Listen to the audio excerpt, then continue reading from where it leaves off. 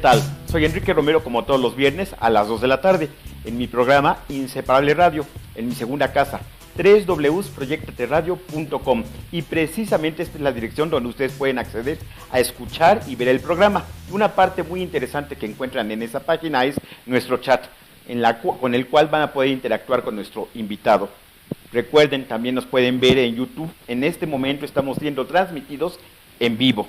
Solamente ingresan Proyectate Radio 4 e inmediatamente aparecemos nosotros. En TuneIn, en Facebook Live, no hay pretexto para que no puedan seguirnos. Ya sé, me fui muchísimo tiempo de vacaciones, pero ya iré recuperando todo el público. Como siempre, hay invitados muy especiales y talentosos, como el que nos acompaña hoy, que es Emanuel Paul. Emanuel, ¿cómo estás? Muy bien, ¿y tú? Bien, bien, gracias. Gracias por tomarte un tiempo, Emanuel, de desplazarte en esta ciudad y venir con nosotros. Muchas gracias por la invitación. Ya te conozco hace algún tiempo, sigo a Adromos porque soy un fanático y cuando conocí a Yair, de la música virreinal, desde Ars Nova, que yo seguía, porque Mario Iván Martínez fue mi maestro de inglés, después llegó al mundo se fue a Londres, una serie de cosas, eventos. Y me fue contactando, teníamos un contacto más frecuente y seguíamos en casa a su música. Y él tenía en su momento, hace mucho que no veo presentación de música virreinal con él, pero él tenía en su momento muchas presentaciones de música virreinal con su grupo. Sí, de hecho fue uno de los grupos más importantes de música antigua en México. O sea, tenían entre sus integrantes a la maestra Lourdes Ambrís, según yo, igual y miento en ese instante, estaba el castrado natural mexicano, Javier Medina, también estuvo Abel Maní en la viola da gamba y tuvieron otros muy interesantes integrantes dentro de sí. Entonces, cuando conocí a Yair y supe que tenían Adromos, y los seguí ya en varias, ya los he visto en Radio UNAM, en la iglesia, que se llama... me pillas desprevenido. Bueno, también jamás recuerdo por la zona de Tlalpan.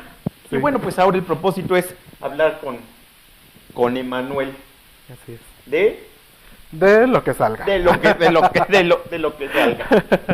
¿Cómo llegaste al mundo de la música, Emanuel? En mi familia nací de generación espontánea. En realidad, mi familia siempre fue una familia de obreros. Mi papá era mecánico, mi mamá era secretaria, y mis hermanos y mi alrededor estaba lleno de obreros, de secretarias, de ingenieros, de todas estas profesiones, ¿no? En algún momento yo a mi madre le decía, ella hace poco me dijo, yo te recuerdo siempre cantando, lo que hacías era cantar, a todas horas, ¿no? E incluso ahora voy por la calle y estoy cantando, o en cualquier momento me puedo soltar. Y en algún instante yo dije, quiero aprender música, y me metí a un CEDART en Yucatán, donde nací, de donde soy, mitad maya y mitad todo lo demás. Paul es un apellido maya. Paul es un apellido maya, exacto. Y allá tomé clases con Concepción Pimentel y con Luis Matos, que eran los principales maestros de música, con los cuales yo en realidad me formé totalmente. O sea, ellos nos daban clases de historia de la música, clases de piano, de canto, de coro, contrapunto, armonía, y fue una relación muy estrecha la que yo tuve con estos maestros, tanto que ellos son como padres para mí, ¿no? Yo he coleccionado diferentes padres a través de mi vida, ¿no? Y ellos fueron mis primeros padres musicales, ¿no? Luego encontré una maestra, María Eugenia Guerrero Rada, que ella es venezolana, pero vive en Yucatán desde hace 20 años o más, y con ella comencé a cantar. Luego, posteriormente, vine a la Superior de Música, con quienes donde estudié con Héctor Sosa. ¿La que ahora se llama Facultad de Música? No. Esa es la Escuela Superior de Música de Limba. La facultad es de la UNAM. Son dos cosas. Son dos cosas diferentes. Qué bueno, vamos aclarando. Sí, hay 3 escuelas principales en México de música, que es la Escuela Superior de Música perteneciente a Limba, Sí. el Conservatorio Nacional de Música, también perteneciente a Limba, y la Facultad de Música. De la Esas UNAM. son las de la UNAM. Entonces. Esas son las tres. Allá en la Superior de Música estudié con el maestro Héctor Sosa, que es el primer contratenor mexicano, cuya importancia a través de los años se nos ha ido mostrando con más ahínco cada vez. Ya el maestro ha formado a los mejores contratenores en México y ha formado a muchos de los mejores músicos cantantes de México. Es un maestro al cual yo le agradezco todo. Es un maestro con el cual también es mi padre, que yo voy y maestro tal cosa y hagamos esto, y es una relación muy estrecha. Por eso digo, yo colecciono padres. varios de nosotros coleccionamos. ¿No? Con todo lo que implica, admiración, idealización, luego te decepcionas, luego vuelves a recuperar la relación. Claro. No, es una relación de altibajos siempre, claro, ¿no? sí, con sí, todos, sí. pero al final de cuentas somos humanos, ¿no? Y es parte de ser humano. Parte sí. de la relación. Sí. Y actualmente me encuentro terminando ya la maestría en interpretación en la Facultad de Música, ahora sí. Perfecto. Ahora sí soy niño UNAM. Bueno, Sí, fui al Centro Nacional de las Artes cuando se presentó la Feria de Internacional del Libro Infantil y Juvenil, donde voy cada año, y estaba un anuncio, estaba tu fotografía. Sí. No es, ¿cómo decía el rótulo? No es lo que parece. Nada es lo que parece. Nada es lo que parece. Claro. Cuéntanos, y tiene Bueno, que ver un poco con tu voz, con tus... Esto tiene que ver mucho con un trabajo que Héctor estaba haciendo, que el maestro Héctor estaba haciendo. Maestro, aunque gaste más salivita, como dice una contralto mexicana, una célebre contralto mexicana. El maestro Héctor hizo una tesis en la cual abordaba los problemas para la enseñanza del contratenor en México. Específicamente, cuáles son los problemas que él, a través de su carrera como maestro, como docente, se percató, ¿no? De cuáles problemas se percató a través de todo el tiempo que ha estado enseñando. Una tesis muy interesante hecha para La Esmeralda, la Escuela de Artes Gráficas, La Esmeralda, en la cual aborda ciertos temas que nos pueden resultar incómodos, ¿no? Como el machismo. Porque uno tiende a idealizar a los artistas y decir, en el mundo del arte no existe el machismo, no existe la misoginia, no existe el acoso, no existen tantas cosas que están realmente presentes, porque somos humanos y uno puede tener una excelente carrera musical y sin embargo ser una persona terrible, ¿no? En todos lados. En todos lados, exacto, pero uno tiende a tener una idea romántica, decimonónica, sobre el artista, ¿no? Un ente tocado por Dios, y que las musas bajan y que le susurran al oído, ¿no? Entonces, Héctor abordó estos temas en su tesis. Sí. Y al final de la tesis, cuando se titula, las autoridades del CENART, como era el 25 aniversario del Centro Nacional de las Artes, le dicen, queremos que hagas un concierto con contratenores. Y nos llamó a 4 contratenores, perdón. Rubén Berroeta, que actualmente está en Viena, Gamaliel Reynoso, que pertenece a Loeva, César Aguilar, que él estudia el doctorado en este instante en Canadá, y a mí. El título salió de que en algún momento cuando él cantaba pensaban que era mujer, cuando no lo veían pensaba que era mujer, ¿no? Y este papel liminar del contratenor es fantástico, ¿no? Porque si uno escucha a un contratenor sin verlo, puede decir qué está pasando, qué tipo de voz es, ¿no? Pero cuando uno lo ve, puede ser muy fuerte para el espectador, ¿no? O sea, en mi caso, cuando a mí me ven, pues, un güey de 1.70, con barba, rechoncho, fornido, que de repente empieza a cantar en las alturas, es como, ¿qué está pasando? No, Sí, claro. claro, ¿no? Y también hay, allá en todo ello hay mucho de nuestra imagen y percepción de lo que es masculino claro, y eso te iba a femenino, decir. ¿no? Los estereotipos de nos Sí. Y yo creo ahí. yo creo que esa es la maravilla del contratenor, ¿no? Que puede hacer un maravilloso estudio de género alrededor de cómo estamos a la par, ¿no? O sea, tenemos esta cosa sutil que puede resultar femenina en la voz, por supuesto, por la tesitura, por estar arriba, pero somos hombres y tenemos diferente potencia, tenemos diferente capacidad pulmonar, entonces todo ello se va mezclando y crea una imagen del contratenor que está justo al límite, ¿no? Y por eso uno puede hacer diferentes cosas. En el caso de Héctor, El contratenor es, recuérdame, son 3 tesituras en el caso de hombres, ¿dijiste? 4. 4, acá ya no recuerdo lo que Mira, me platicas, entonces desde recuérdalo. abajo. A ver, Vale. Desde abajo. Sí. La más grave es el bajo. sí. Le sigue el barítono, que es el intermedio, el tenor y el contratenor. El contratenor es como La más agudita. la más aguda. Según lo que Exacto. dije, si la otra es la más grave, Exacto. es la más Es aguda. la más aguda. Tú tienes capacidad de emitir voz Muy aguda. muy Sí, sí. aguda. Sí, sí.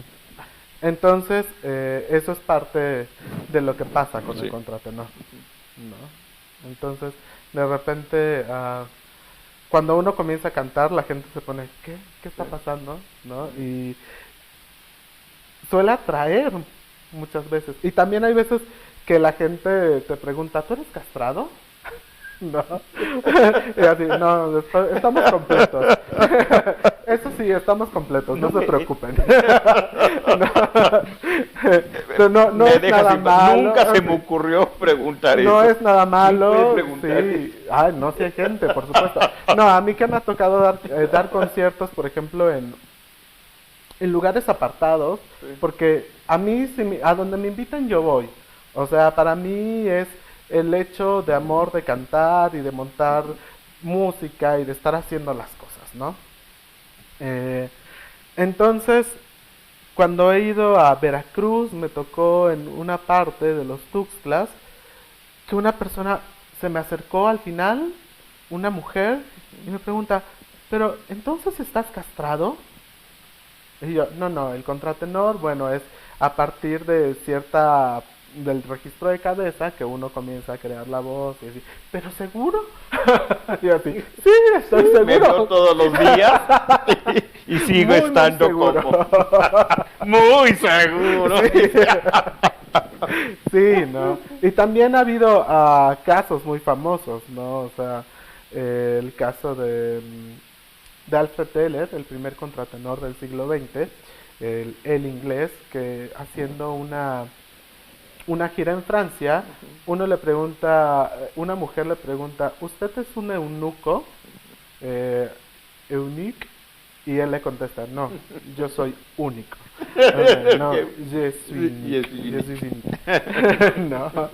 Y justo así, o sea, no son historias, o sea, que uno piensa, en Europa no pasa, pero hace poco Xavier Sábata también decía algo parecido, y también Michael Chance y Bauman, todos ellos de repente dicen, ¿qué pasa? ¿Por qué la gente? ¿No? Porque en el registro interno de la gente, siempre se piensa en los castrati, ¿no? Como estas voces angelicales que eran para el servicio de Dios y bla bla, ¿no? Y siempre los escucha uno agudo y todo, entonces uno piensa en ellos inmediatamente cuando escucha un contratenor, ¿no? Aunque no tiene que ver nada el tipo de timbre, el tipo de emisión, ¿no? Desgraciadamente solo tenemos unas cuantas grabaciones de un castrado, que es Alessandro Moreschi, que hizo unas grabaciones a principios del 20 y que esas grabaciones han sido muy discutidas, porque la gente piensa que, sobre todo por el Crucifixus, la gente piensa que es un cantante con falta de control, ¿no? Sin embargo, uno escucha lo que grabó primero el Crucifixus y todas estas piezas sacras en las cuales había un momento en el cual se intentaba hacer que el público se conmoviera a través de ciertos efectos vocales. ¿ya? Y la gente ya no lo entiende porque esa no es la forma de cantar actual, ¿ya? Entonces tendemos a juzgar con nuestros preceptos y con nuestra cultura actual las grabaciones de él, Sí, sí. ¿ya? Cuando uno escucha, por ejemplo, por algo lo llamaban el ángel de Roma, ¿no? El ángel de Roma, porque era una voz fantástica y era una voz exquisita y uno lo puede escuchar en algunas grabaciones en vivo que cantaba Tosti y otro repertorio decimonónico que es fantástico. O sea, yo sí al principio, porque uno lee la historia de los castrati de Barbier y dice Alessandro Moreschi era un mediocre. Y todos así, todos los que han escrito sobre los castrati han dicho era un mediocre y bla bla bla bla bla bla y no se ponen a pensar alrededor de qué es lo que él estaba tratando de hacer. ¿Cómo eran castrados? Eh, Se decía que en Italia había en las carnicerías algunos letreros que decían aquí se castra bien y limpiamente. ¿Ya? Choé, es decir, ¿Ya? Es decir, se piensa que había un negocio dedicado a la castración porque los castrados estaban inmersos dentro de una maquinaria eclesiástica, ¿ya? O sea, eran cantantes que estaban iban a destinados. funcionar, que estaban destinados para el culto, ya entendí. ¿no? Entonces, los curas, si a alguien veían que cantaba bien, se les castraba. ¿Ya? ¿Para qué? Para tener más cantantes al servicio del coro pontificio, del coro de la Sixtina, del coro, ya, de los coros de las iglesias, ¿no? Y de allá salían algunos para ir a los teatros, para ir a hacer giras, ¿no? Pero normalmente salían de los conservatorios para entrar al servicio eclesiástico, De acuerdo. ¿no? Entonces, dentro de esta maquinaria hay algunos que piensan que los carniceros ejercían eso, ¿ya? Es decir, que los carniceros eran los que castraban a los niños, ¿ya? Por otra parte, también había diferentes tratados médicos que indicaban cómo hacer la castración, ¿ya? Incluso hay algunas ilustraciones. Cecilia Bartoli en su disco Sacrificium hace un maravilloso estudio al respecto, ¿no? En el cual cuando el cuerpo lo sumergían en leche, los drogaban con lauda, ¿no? Para que no sintieran dolor y las gónadas cuando estaban drogados se les iban deshaciendo dentro de sí. ¿Solo por estar sumergidos en leche? Sí, o sea, Sí. no, se sumergían en leche para que la piel y el órgano se aflojara Sí. y luego había alguien que les hacía así a las gónadas. Ya. Sí, sí. Son historias, por supuesto, terribles, ¿no? Y muchas veces, como estaba prohibido en realidad, siempre había un parte médico, ¿no? Que se cayó de un caballo, Sí. entonces hay que castrarlo. Sí. O le pasó algo, hay Sí. que castrarlo, ¿ya? Son casos, Sí. no, no se conserva ningún texto autobiográfico de alguno de ellos, como para decirlo, ¿no? Pero pues sí, tal vez eran casos tristes, ¿no? Y también muy liminares, porque había algunos que se dedicaban, tenían libertinaje sexual, ¿no? Que eran muy pedidos porque no podían embarazar a las mujeres. Entonces, en un momento en el cual la natalidad era demasiado alta, ellos podían hacer lo que quisieran sin Sí. ningún problema, Sin problema, sí. ¿no? Y otros padecían lo que se llamaba melancolía, que en ese instante es la depresión, uno ya conoce como la depresión, ¿no? Sin embargo, eran personas que vivían más de lo común de la gente, ya en su época. Sí. Eran personas muchas veces que salían de estratos muy bajos de la sociedad y que a través del estudio de la música, pero no solo el estudio de la música, tenían una educación sistemática y amplia. O sea, ¿por qué? Porque se sabía que iban a ser los compañeros de la princesa, del rey, de la condesa. Entonces se les preparaba para poder hablar de filosofía, literatura, por supuesto música y de cualquier otro tema, Qué interesante. ¿ya? Entonces era una educación realmente que uno envidiaría en este instante si no tuviéramos la educación pública, Sí, sí, sí. ¿no? Incluso yo creo que muchos con educación pública lo envidian, ¿no? O tal vez no, pues, ¿no? Eh, pero sí, eran personas muy educadas, muchos compusieron música, Farinelli, el grande, el gran mito de la música, del cual no se conserva ni una sola grabación porque no existían en ese instante y sin embargo ha marcado la música, ¿ya? O sea, el estilo italiano en las cortes españolas fue debido Ujú. a Farinelli en España. O sea, la inclusión de Corselli, Domenico Scarlatti y todos ellos dentro de los territorios hispánicos se debió a Farinelli, ¿no? Y Farinelli, aparte, nos dejó música hecha por él, ¿ya? E incluso hay un maravilloso libro que se llama El libro de la emperatriz, el cuaderno de la emperatriz, en el cual él escribe todas sus áreas de baúl. ¿Qué son las áreas de baúl? Las áreas, las canciones, las piezas que él solía frecuentemente cantar y con las cuales él se sentía más cómodo.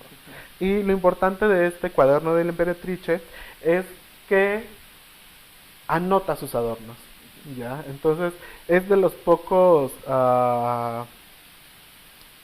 monumentos de la música de la época y de cómo se adornaba que nos quedan en ese instante. Y es fantástico, es una cosa increíble. Hace poco salió una grabación, Vivica llenó hace unos años con, con René Jacob, hizo una grabación de arias hechas para Farinelli.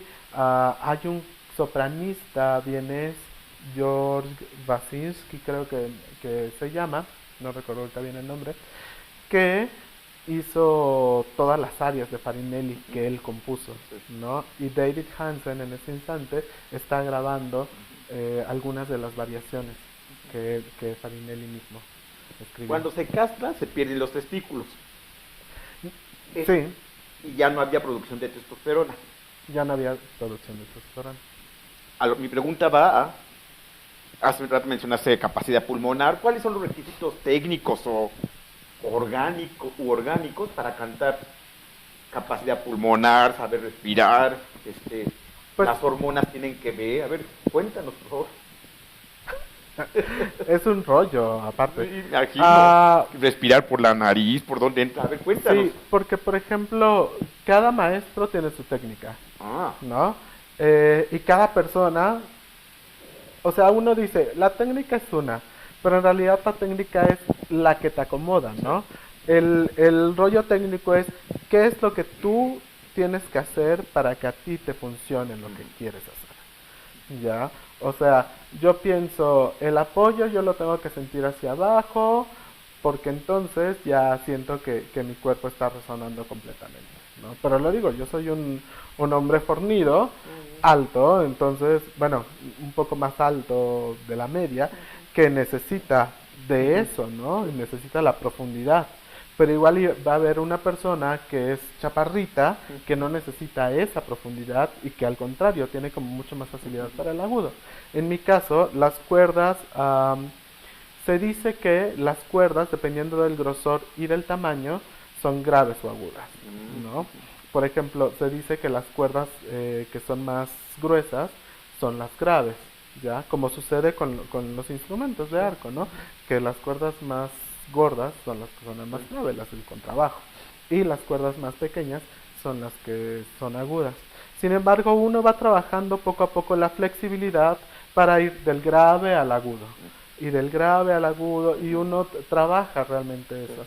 O sea, yo creo que voz tenemos todos, oído casi todos lo tienen. Lo principal es, por supuesto, la forma en la cual uno debe estudiar y saber si el oído no me está respondiendo bien o hacia dónde va, porque muchas veces uno escucha otras cosas. hay Eh, cantantes que se tapan. Se tapan, ese es un extraño vicio. Ah, es un vicio. Es un vicio, a mi parecer. Ah. Así que otros se pueden decir, a mí me ayuda. Cuando yo tomé clases con Carlos Mena, él me decía, para oírte, haz esto. Entonces, eh, oírse a uno mismo es el experimento de Cage. El silencio no existe para el ser humano. Ujú. En las salas en las cuales no hay nada de ruido, uno aún puede escuchar cosas que son la sangre fluyendo a través de nosotros Ujú. y la respiración. Ujú. Todo eso uno lo va a escuchar. Sí. Por lo tanto, el silencio para nosotros no No existe. existe, ¿ya? Y lo mismo pasa con la voz. Uno escucha otra cosa de lo que está pasando, Ujú. ¿ya? Entonces, para eso sirve el coach, para eso sirve el maestro y decirte, aquí tienes que montarle un poquito más la afinación, aquí tienes que hacer tal cosa. Por supuesto, uno también se está escuchando, pero no, tal vez en muchas ocasiones uno no es tan meticuloso con todo ello como cuando está la otra persona que sabe el estilo, que sabe tal cosa, cómo se acompaña la armonía y todo lo demás, que te puede decir, ah, no, por allá no, esta déjala más cupa. Otro de mis padres, el maestro Rufino Montero, me decía, esta nota hazla cupa, hazla más hacia atrás, no tiene que ser súper dramática. Esta nota hazla, y esas eran las indicaciones de él, Sí. ¿no? Entonces era fantástico porque uno va creando imágenes, ¿no? A través de ello. Porque luego te dicen, las cuerdas se tienen que juntar, el aire, pero uno no está viendo las cuerdas juntarse, ni el aire, ¿ya? En realidad, tal vez ese sistema tan científico de enseñanza sirva, por ejemplo, para el violín o la viola, que uno va viendo, Sí, ¿no? Y sí. que lo puede notar Sí. aquí, pero para los cantantes, que todos es a través de imágenes, es una es un Sí. descubrimiento, ¿no?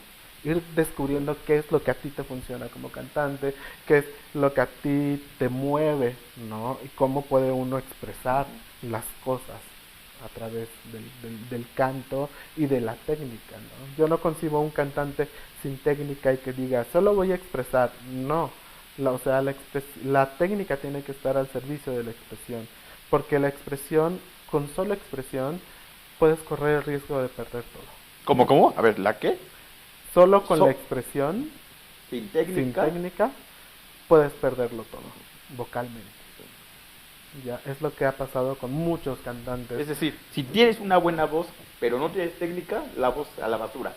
Puede pasar eso. Sí, o sea, de que 10 años después Ujú. ya no cantes. Sí, Y hay casos horribles sí, dentro de la historia, sí, ¿no? no, Entonces, eso es como lo que uno debe estar mediando siempre. sí. ¿No vives con terror de las faringitis? De las... ¿cómo Yo se- soy un cantante muy hippie. También. Ahorita, a ver, vamos a eso, Emanuel. Ahorita regresamos. Vamos a un corte, Emanuel. Vale. Ya veo que hay algunas personas que nos están escribiendo. Sigan escribiendo, está con nosotros el maestro en interpretación, Emanuel Paul. Regresamos rápidamente. Soy Enrique Romero, como todos los viernes. Estamos en el primer programa de Inseparable Radio de este año. Regresamos rápidamente.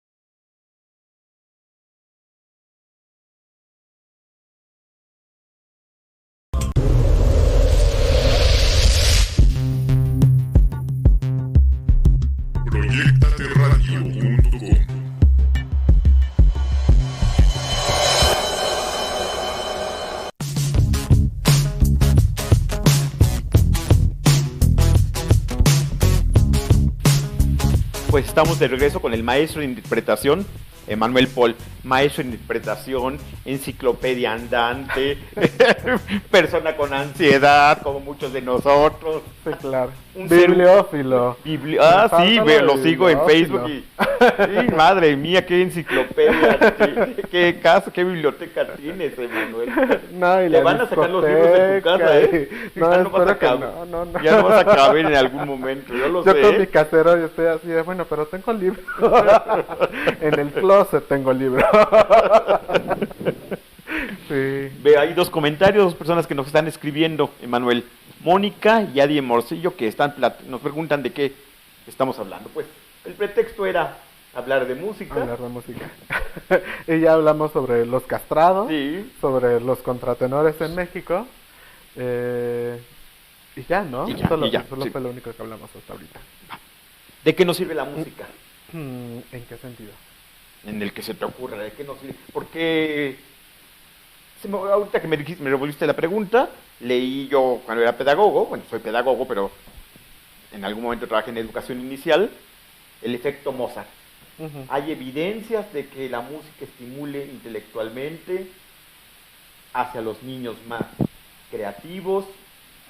Yo creo que el arte en general, ya uno debiera poder enseñarle a los niños que el arte es algo que nos puede ayudar a estar siempre atentos a nuestro alrededor y a mirar, ¿no? A mirar no solo al exterior, sino al interior, ¿no? En el sentido creador de qué es lo que a mí me nace en ese instante hacer y cómo lo voy a hacer, ¿no? Entonces, algunos deciden hacerlo con la poesía, que es bellísimo. En algún tiempo yo también fui poeta. Algunos deciden hacerlo con la pintura, otros con la danza. Y depende de lo que uno quiera hacer, ¿no? En mi caso, la música fue. Yo soy una persona que todo el día vive a través de la música, ¿no? Que estoy leyendo algo y digo, como en tal lugar, en tal pieza, o que estoy escuchando algo y me sorprendo aún, ¿no? De las cosas que pasan con los intérpretes. Que vivo, bueno, hasta hace un mes estaba haciendo la tesis, ¿no? O sea, ya la acabaste. Ya la acabé. La presento el 23, la defiendo el 23 de enero. ¿Tu tesis de maestría? De música, así es. En interpretación. Soy cuasi maestro. Y de repente escuchaba, ¿no? Y no solo escuchar, no sé, a grandes intérpretes clásicos, Glenn Gould, Victoria de Los Ángeles, que es una de mis favoritas, Conchita Badía, Manuel García Morante, que es una maravillosa persona y que también es un genial compositor, sino también de repente escuchar Chabela Vargas. A mí me encanta. Yo siempre he dicho, en algún momento me retiraré del canto de la ópera y me dedicaré a hacer flamenco, ¿no? O me dedicaré a hacer ranchera, o me dedicaré a hacer fado, ¿no? O sea, me gustaría hacer de repente fado tipo Amalia Rodríguez, Cuca Roseta. ¿Cómo se llama la que Marisa, escucho yo? Misia. O Misia, ajá, qué claro. Mujer, qué voz. ¿No? Sí, sí, sí. O hacer canción francesa, ¿no? O sea, yo creo que muchas veces uno dice, me estudio música clásica y me concentro solo en eso, pero hay demasiadas cosas alrededor, ¿no? Digo, sí, de repente yo me sorprendo porque no me conecto tanto con lo que está actual en la música. O sea, por ejemplo, yo no sé ninguna canción de Adele o de Lady Gaga. Ya no hablemos de Taylor Swift o de Sia. He escuchado algo y yo digo, ay, eso me gusta, ¿no? Pero no es algo que yo diga, sí, me voy a comprar el disco de esto, ¿no? Sin embargo, cuando a mí algo me llega, sí es, wow, esto está bellísimo, esto hay que escucharlo, ¿no? Y abrirse a otras cosas, ¿no? Yo lo digo, me gustaría tener la expresión maravillosa en el texto que tiene Chabela Vargas o que tiene la maestra Guadalupe Solórzano, ¿no? Que es una de las grandes intérpretes de música vernácula mexicana. Entonces, todo eso, los cantantes a veces no lo ven y estamos en el rollo pequeño, ¿no? Del repertorio del 19, de Puccini, de Verdi, de pasar de ciertas óperas. Había un maestro que conocí que se preciaba de haber escuchado más de 50 veces la Bohème. ¿Ya? De tener en su discografía más de 50 discos de la Bohème. ¿No? Y yo, qué pinche flojera. ¿Para qué escuchar tantas veces? ¿No? O sea, sí, un intérprete lo va a hacer de una manera, otro de otra, y hay diversidad, ¿no? Y por supuesto que uno puede escuchar las 50 versiones y te vas a quedar con una, ¿no? Y esa es a la que vas a regresar siempre, ¿no? O sea, como por ejemplo yo, con la Bohème, para mí Victoria de Los Ángeles, Butterfly, Victoria, o Mirella Freni, ¿no? O La Calas. Pero por ejemplo, Voz Humana, François Pollet, ¿no? Y es de las pocas grabaciones que hay. Entonces, el rollo está en buscar y no ser endogámicos en el repertorio, ¿no? Ese es uno de los grandes problemas en México, justamente, o sea, que no salen del mismo repertorio. Para los contratenores, la vida es difícil en México por eso. Porque cuando se hacen óperas que requieren un contratenor, llaman a un argentino. En lugar de consumir, porque hay buenos contratenores en México y hay muy buenos contratenores, ¿no? Pero prefieren como buscar por otra parte, no sé por qué extraña razón. Hay una gran escuela de contratenores aquí. A eso voy, al asunto de México. ¿Cómo estamos en la enseñanza de la música y de la apreciación de la música, evidentemente, en México? Mencionaste 3 escuelas, superior de música, facultad de música y conservatorio, todas en esta bella y caótica ciudad. Sí. ¿Está concentrado aquí la enseñanza del arte musical? ¿Hay otros lugares? Hay otros lugares, por supuesto, donde hay maestros de canto y hay escuelas de canto.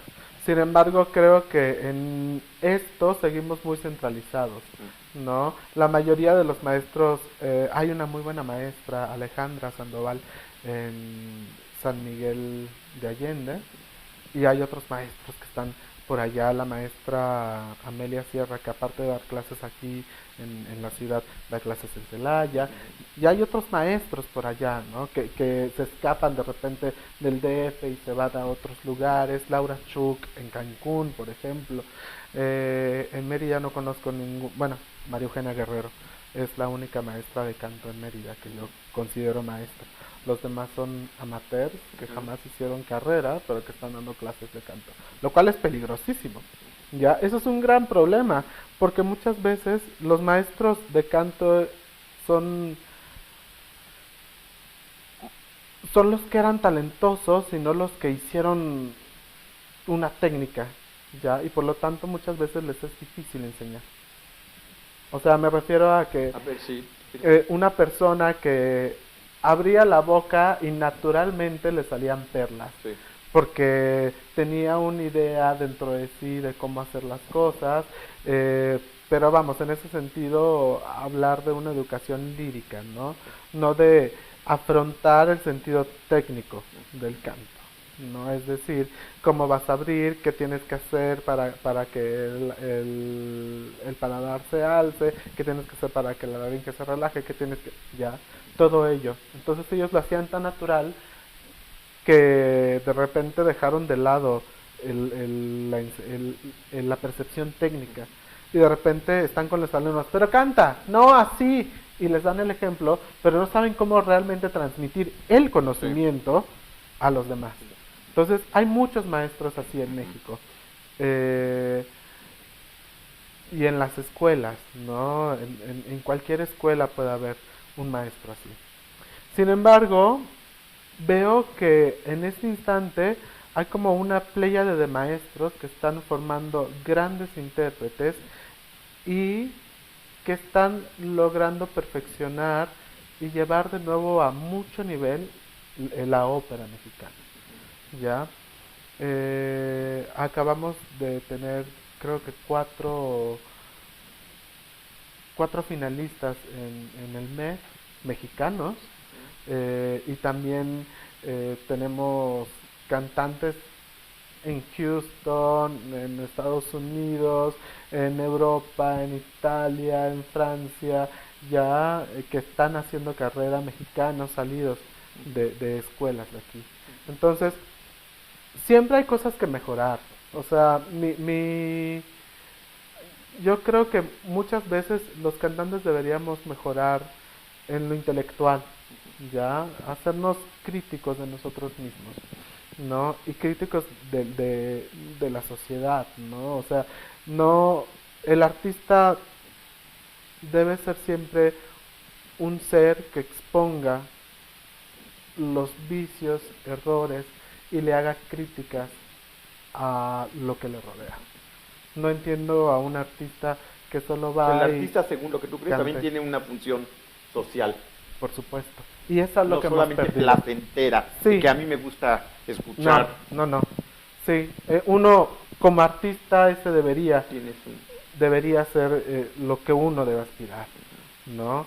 O sea, ¿de qué te sirve decir, bueno, yo que ya canté en el Met, yo ya canté en tal lugar, si aquí nunca has venido y has estado con una persona en un hospital o en un asilo para ancianos? Si nunca les has llevado tu canto a esas personas que lo necesitan, ¿no? Si no les has llevado el arte, o si no consuelas al otro. No, o sea, en ese sentido yo soy como Interesante, nunca lo había escuchado. Clarice La, Lispector, ¿no? la responsabilidad social del arte. Claro. Sí, Ujú. no, o sea, no debemos olvidarlo. O sea, realmente uno cree que el arte, y ese es uno de los grandes problemas, ¿no? Porque uno piensa, el arte solo es ornato, ¿no? Y no, el arte debe servir para Ornato, otras estímulo cosas. visual, Exacto. de muchas cosas, pero ¿No? placentero. Ujú. El arte sí me... ¿No? Y debe Ujú. ser crítico Siempre. también. Y por eso estos grandes montajes en Europa apuestan a eso, a la crítica de la sociedad, ¿no? Porque Carmen va a matar va a matar a Don José, ¿no? Cuando antes siempre había sido Carmen la que muere por Don José, ¿no? ¿Por qué no puede ser al revés? ¿Ya? Entonces, toda esta crítica a la sociedad es parte de lo que el artista debe ser, ¿no? También es una posición muy personal, ¿no? La gente no tiene por qué seguirme, Ah, no. ni yo quiero ser Sí, abanderado de claro. nada, Pero ¿no? pues, En muy definitiva. interesante, el arte tiene más fines que el deleite y Sí, así es, según lo que tú crees. ¿no? Sí. Y también pienso que debe consolar, Sí. o sea, que debe ayudar a la gente, Ujú. en definitiva. Y lo digo en ese sentido, yo soy como Clarice Lispector, no encuentro otra forma de salvación propia que la ayudar al prójimo. Así es, simple y sencillo. Uno debe poder ayudar y Uno. ayudarse. Cuando ayuda, se ayuda ¿No? a sí mismo. Sí, es loquísimo, pero estamos en una sociedad en la cual todo es yo y merezco abundancia. No, sí, no, Yo es, sé, es, claro. es terrible. Y creo que nuestro papel Sí, como no, no, artistas sí. en este instante debiera ser el llevar eso. No, es que lo que acabas de decir es, el artista piensa en el otro, en sus necesidades, en sus problemas. Sí, Estás hablando de empatía. En forma contraria está el egocentrismo. y el divismo y de lo que siempre nos acusan, ¿no? La cuarta T ha sido muy crítica con ello, ¿no? Y dice, es que los artistas son unos divos, es que los artistas... Pues no, yo jamás he tenido beca Fonca y vivo, ¿no?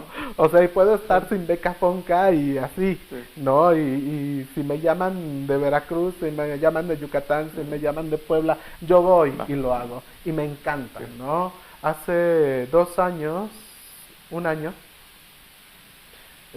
dimos un concierto en la Sierra Poblana, ya, en el cual yo llevaba una pieza, creación mía, junto con una flautista maravillosa, María Clara Lozada, que trataba acerca del exilio, ya, y lo que hicimos fue emparentar el exilio de los sefarditas, de los judíos expulsados en 1492 por orden de los reyes católicos, con lo que estaba pasando con los salvadoreños que intentaban cruzar México para llegar al sueño americano, ¿no? Y contextos de exiliados, de María Zambrano y de otros grandes autores del exilio español en México, hicimos un espectáculo montado con melodías sefarditas y una improvisación de nosotros. Entonces, para mí es eso, estamos ligados a ello, ¿no? O sea, uno debe poder hacer todo ello, en definitiva. Perfecto, Emanuel. Pues como estás viendo en ese Sí. número, quiere decir que se nos está acabando, Acabando el tiempo. Ujú. Así es en internet, así es en este medio de comunicación rapidísimo. ¿Qué te espera en el futuro? ¿Hay alguna presentación? ¿Dónde te podemos seguir? Sí, ¿Redes sociales? estoy en Facebook como Emanuel Paul Contratenor, Emanuel con doble M, Paul con doble O, Contratenor. Emanuel Paul, Contratenor. Sí. Estoy en Facebook. Lo que sigue es la titulación de la maestría el 23 de enero, ya, dentro de 2 semanas. Tengo que hacer la defensa de tesis, que al parecer el horario es de 2 de la tarde a 4 tal vez, y luego hago un concierto en el cual voy a abordar repertorio propio. Estoy haciendo Cantes del Exilio justamente, pero también estoy haciendo obras de mi compositor, Salvador Moreno, un importante compositor de canción de arte mexicano, líder. También estoy haciendo Salvador Contreras y Manuel García Morales, que es una de mis obsesiones. Sí, canciones en judo español, en catalán y por supuesto en español, que es mi lengua. Bueno, una de mis múltiples lenguas. Ya es lo que estoy viendo. Sí, sí. Y hay algunos conciertos que aún no están confirmados, inicio de año, en Puebla y en la Facultad de Música, pero también en Veracruz, en Orizaba. El de Orizaba va a ser el Stabat Mater de Giovanni Battista Pergolesi, y también voy a hacer un concierto solo en el cual haré un Antonio Vivaldi y un Pergolesi también. Todo eso, la información la vamos a encontrar En en Emanuel Paul, Contratenor. Contratenor. Ahí van a estar Exacto. tus presentaciones, información, Así es. costos, si es que hay alguna situación Sí, sí. de este tipo. Así es. Y también el 6 de febrero en Radio UNAM a las 8 de la tarde. Vamos a estar Jair Arellano y yo haciendo un concierto juntos con igual música de todo. Perfecto. ¿Qué día? Jueves 2 de enero. No, de febrero. ¿Será? de febrero, sí. ¿A las? No, perdón, 6 de febrero a las 8 de la tarde. Bueno, De cualquier forma, cualquier rectificación en mi Facebook. Bueno, sí, exactamente. Yo también estoy viendo jueves Sí. para acabar ese día un poco temprano e ir a escucharlos. Ujú. Emanuel, pues no tengo más que palabras de agradecimiento porque te hayas desplazado y hayamos tenido esta rica entrevista. Vale, muchísimas gracias a todos. Proyéctate Radio es tu casa cuando tengas algún producto, algún concierto, tu producción discográfica, aquí puedes venir y compartir esa gran noticia. ¿Te parece? Vale, muchísimas gracias. No, a ti pues, soy Enrique Romero, ya lo saben ustedes, nos vemos la semana siguiente, tengan un buen fin de semana y nos vemos la semana siguiente también con un invitado muy talentoso. Hasta luego.